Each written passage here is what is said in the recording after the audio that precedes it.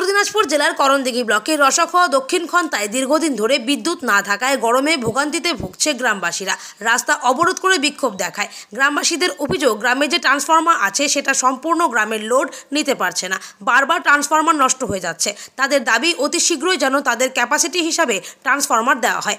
এই দাবি নিয়ে গ্রামবাসীরা রাস্তা অবরোধ করে।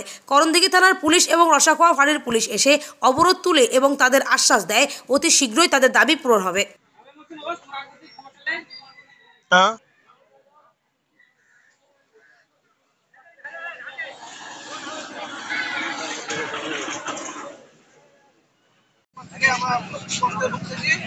আমরা ল্যান্ড ডিপার্টমেন্টের কাছে ফোন করছি, উনি ওনার নাম্বার দিচ্ছে, উনি ওনার নাম্বার দিচ্ছে।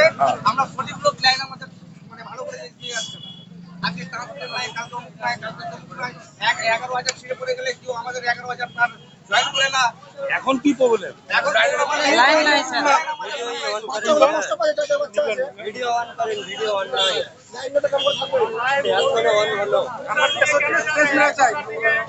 আচ্ছা, আপনারা কি ইলেকট্রিকের অফিসে গেছিলেন? আমরা গেছিলাম, যোগাযোগ করতেছি, একজনকে যোগাযোগ করছে, আরেকজনের নাম্বার দিচ্ছে, আরেকজনের নাম্বার দিচ্ছে। কেউ বলছে আমরা ছুটিতে আছি, কেউ বলছে আমরা অমুক জায়গায় লাইনে কাজ করতেছি।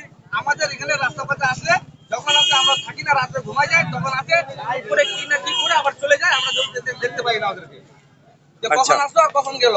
আপনার প্রায় কতদিন হলো লাইন ডিস্টার্ব রয়েছে? 15 দিন হয়ে গেল। 15 দিন ধরে মানে টোটালি লাইন পাচ্ছেন না, এই জন্য এখন কি করতে এসেছেন? ওটা আমরা কন্ট্রাক্টে চাই, নতুন ট্রান্সমিটার লাগাবো, থেকে বড় ক্যাপাসিটি করবো।